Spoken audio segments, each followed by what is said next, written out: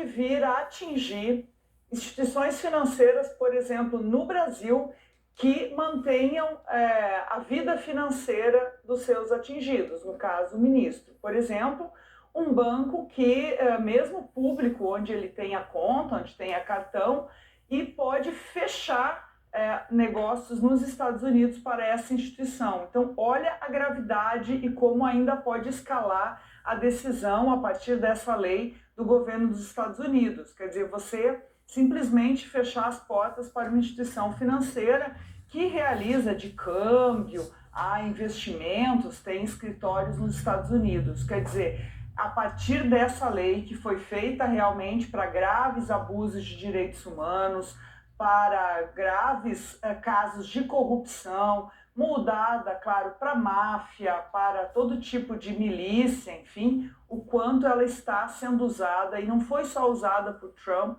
foi também usada por Biden, mais de 600 nomes nessa lista, mas agora, claro, Trump tenta atingir um ministro de uma corte brasileira que vai acabar sendo defendido. A gente já está vendo um movimento de defesa do ministro Alexandre de Moraes, porque há algo aqui que se pode dizer que essa lei também, essa decisão do governo dos Estados Unidos atinge a soberania do Brasil. É uma forma de tentar interferir em decisões do judiciário. A própria postagem de Eduardo Bolsonaro se refere a isso. Ele fala que vai servir para que juízes, ele fala pseudo-juízes, calibrem as suas canetas. Quer dizer, os Estados Unidos estão interferindo no judiciário brasileiro a partir dessa decisão, é bastante sério. E queria trazer uma outra pontuação que se atribui muito a Eduardo Bolsonaro e Paulo Figueiredo, essa costura dentro da Casa Branca, mas a gente não pode tirar de cena as redes sociais, porque o Lins trouxe que o CEO da Rumble estava comemorando, há uma ação do próprio Donald Trump, de uma empresa dele, contra Alexandre de Moraes. Quer dizer, tudo isso se casa também no aspecto econômico de quem está sendo afetado por decisões, claro, do judiciário brasileiro. E vai trazer toda uma discussão no Brasil política sobre a defesa da soberania, enfim. Acho que você deixa de discutir problemas internos de decisões do judiciário para passar a fazer uma defesa do país contra um ataque externo. Deixa eu só trazer uma informação aqui do Paulo Figueiredo, dizendo que qualquer um que seja considerado apoiador de um violador de direitos humanos, ele está falando do ministro, na visão deles, que isso foi para isso que eles batalharam, estaria sujeito às mesmas sanções. Por que eu estou trazendo essa informação? Para mostrar que esse é o mote e a continuidade do enredo dessa articulação. É fazer com que outras pessoas sejam alvos dessa lei. É a lógica do terror, claro, da chantagem. Mas sobre a aplicação da lei, né? Além de Moraes, que era aquela pergunta que a gente fez, quem mais vai ser atingido com a lei Magnitsky? Eu preciso seguir, gente, porque o Jack tem voo. Sério, Jack, esse convite de hoje vai ficar pra história. Jack, correspondente do New York Times, fez essa entrevista com o presidente Lula. Hoje é o último dia dele no Brasil como correspondente. Ele está aqui meio essa confusão toda, mas eu queria mostrar os trechos da entrevista do presidente Lula que ele deu que o presidente deu para o New York Times. Roda aqui, por favor. A gente escolheu alguns, se você tiver outros, você vai me falando. Então, a capa da matéria aqui, vocês estão vendo, com a foto do presidente. Aí, traduzindo para vocês, ninguém desafia Trump como presidente do Brasil. Aí diz que o Lula diz que não vai aceitar ordens do presidente Trump. Tá? Tem um outro trecho aqui que eu queria passar para vocês, que eu até comentei no começo do programa, que é o Lula dizendo que ele está disposto a conversar, mas que o Trump, ninguém ali sinalizou nada. Ele diz assim, o que está impedindo é que ninguém quer conversar. Eu pedi para entrar em contato, eu designei meu vice-presidente, meu ministro da Agricultura, ministro da Fazenda, né, da Economia, para que todos conversem com seus equivalentes nos Estados Unidos para entender qual é a possibilidade de conversa. E até agora não foi possível. Só para lembrar, essa entrevista foi ontem. Portanto, obviamente, antes da Lei Magnitsky, mas já havia essa previsão. E fica muito claro, né, é um pouco do que o presidente vem dizendo, assim, a gente fazia uma discussão aqui na segunda-feira que é Lula liga ou não liga para Trump? Antes de você chegar, Guedinho, eu falei, ainda bem que eu não dei minha opinião fechada, porque eu falei, eu ainda estou pensando. Agora acho que está todo mundo concordando que não tem. Vai ligar, vai bater o telefone na cara. Sim. Não sei se você já tinha essa avaliação antes, de que não haveria espaço para isso. Então, eu fiz essa pergunta exata para ele, por que não liga para Trump? E ele falou que, olha, a diplomacia não funciona assim, o presidente não liga diretamente, mas meus assessores estão tentando, e eles, o Casa Branca deixou claro que eles não querem falar agora. Então, ficou claro para mim que o presidente Lula se sente desrespeitado. Sim. Mas ele fala isso, eu quero respeito. Total. Mas ao mesmo tempo, ficou claro que ele também está muito aberto a conversar. Tem esse outro trecho aqui da entrevista em que o presidente Lula diz que acha que é importante que o Trump considere o seguinte: se ele quer ter uma briga política, vai rodar para vocês. Aqui, ó. Se ele quer ter uma briga política, então a gente vai ter uma briga política. Se ele quer falar de comércio, vamos sentar e conversar sobre comércio. Mas você não pode misturar os dois. Que já está misturado, né? Assim, o Trump não quer. Eu queria chamar a atenção para o título da tua matéria, que é porque ninguém enfrenta Trump como Lula. E eu queria que você fizesse um pouco dessa comparação. Você acha que realmente, até em função da circunstância política, a postura do Lula está sendo distinta de todo mundo, de todos os outros? Eu acho que sim, porque até estou indo para o México, por exemplo, estou estudando a postura da Claudia Sheinbaum, e Trump está muito difícil com ela, mas ela não critica o presidente Trump com tanta frequência e também o Lula, por exemplo, falou, se Trump quer jogar truco, ele vai tomar vocês, né? Coisa assim, ele é imperador. Então, eu perguntei para o presidente Lula, você tem medo que você vai, como se diz, piorar o presidente, piorar a situação? E ele falou que não vou ter medo, porque não vou atuar como fosse somos um país pequeno.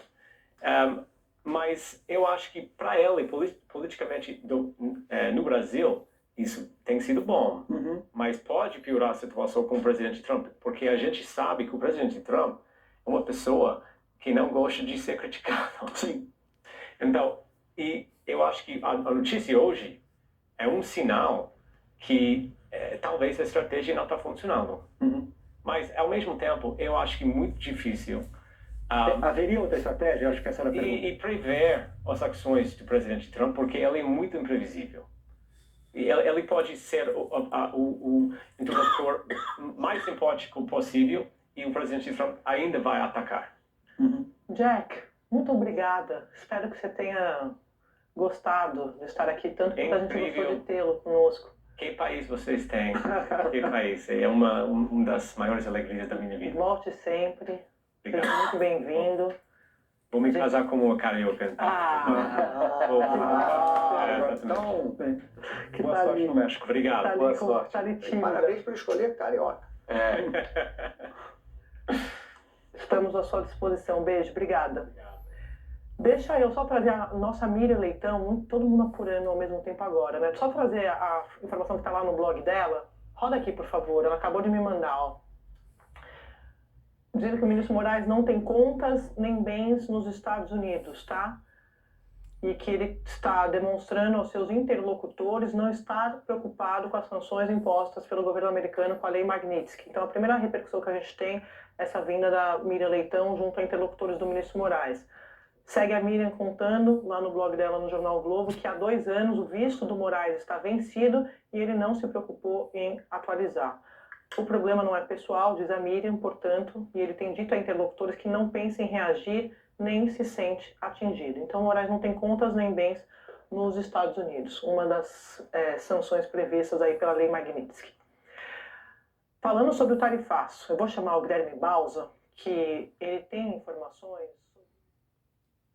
Gente, a Andréa Taturana, ou a Andréa Sadi, ela está mostrando aí de A a Z, não é nem de A a B, quão contente está o presidente Lula, quão satisfeito está o presidente Alexandre de Moraes, que que, apesar da gadaiada estar apavorada e comemorando, desesperada ao mesmo tempo, alguns não sabem se bate palma e outros se gritam, se choram, enfim, ele está super satisfeito, super satisfeito. Há 2 anos ele não renova o seu visto para ir aos Estados Unidos. A Miri Leitão acaba de divulgar no blog dela e mostrou aí para a Andréa Sadi, no Estúdio I, que ele não tem bens nos Estados Unidos e nem tem contas nos Estados Unidos. Então, essa lei aplicada pelo Donald Trump, o molecão mimado, parece mais aqueles meninos mimados que vai jogar bola e falar assim, se não deixar fazer gol, ninguém não vai ter jogo. Sabe, o Donald Trump, ele encontrou um cara que bateu de frente com ele, como disse o Jack, o jornalista americano, que entrevistou o presidente Lula ontem. O Alexandre de Moraes não está preocupado, o presidente Lula não está preocupado. O que o Donald Trump talvez não saiba é que o presidente Lula é um sobrevivente, um homem que enfrentou tudo que o presidente Lula enfrentou durante toda a sua vida pregressa, desde o seu nascimento até no Agreste Pernambucano. Ele já passou por cima de muita coisa, ele já enfrentou muita coisa e não vai ser as birras do Donald Trump que vai deixar o presidente Lula preocupado, nem tampouco o ministro Alexandre de Moraes, que está cagando para o Donald Trump. O presidente Lula tem todo o apoio do povo brasileiro, exceto esses de direita radical, os bolsonarentos, essa coja maldita. E o Alexandre de Moraes também está cagando e andando para os bolsonarentos e para o Donald Trump. Está dando uma banana bem grande para essa coja maldita. De contrapartida, a mídia corporativa continua insistindo, é exemplo da Rede Globo, Globo News principalmente, que o presidente Lula deve ligar para o Donald Trump. Se eu fosse o presidente Lula, eu até iria esquecer que o Donald Trump existe, porque aquilo ali é uma coisa ruim, tão ruim quanto o Bolsonaro. Bolsonaro não morre de queda de rede, de queda de avião. Se houver um naufrágio em alto mar, Bolsonaro sobrevive. Aquilo é coisa ruim. Donald Trump é coisa ruim. Está de birrinha com o Brasil. E o presidente Lula está cagando e andando para esse palhaço americano que agora resolveu aplicar a lei Magnitsky contra Alexandre de Moraes. E o Xandão também está pouco preocupado. Eu também estou adorando tudo isso. O Brasil cada vez mais mostra que é um país autossoberano e que se mantém com as suas parcerias estratégicas como Rússia, China, Japão, Índia e tantos outros que tem por aí. Eu sou Heleno Colheita e você está no Brasil de Plantão. Se inscreve no canal, curta, compartilha os nossos vídeos e vamos postar mais vídeos durante todo o dia. Grande abraço, a gente volta.